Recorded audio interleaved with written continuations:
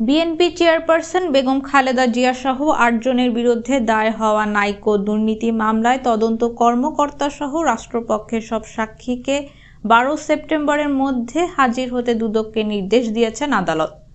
রোববার ঢাকার বিশেষ জজ আদালত ৯-এর বিচারক শেখ হাফিজুর রহমান এই আদেশ দেন।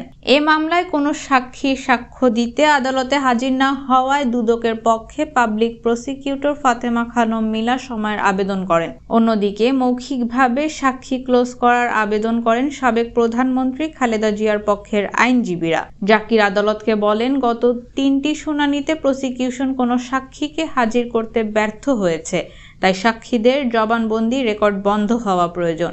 শুনানি শেষে বিচারক আগামী ১২ সেপ্টেম্বর সব সাক্ষীকে তলব করেছেন। খালেদা জিয়ার আইনজীবী আব্দুল হান্নান ভূঁইয়া এসব তথ্য জানান।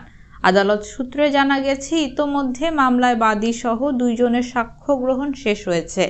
এর মধ্যে বাদীর সম্পূর্ণ সাক্ষী হওয়ার পর বাপেক্সের সাবেক ব্যবস্থাপনা পরিচালক মোহাম্মদ আব্দুল বাকি আংশিক সাক্ষ্য দিয়েছেন। আগামী ১২ সেপ্টেম্বর সাক্ষী হাজির না হলে আদালতে খালেদা জিয়া সহ অন্যান্য আসামিকে খালাস দিতে পারেন।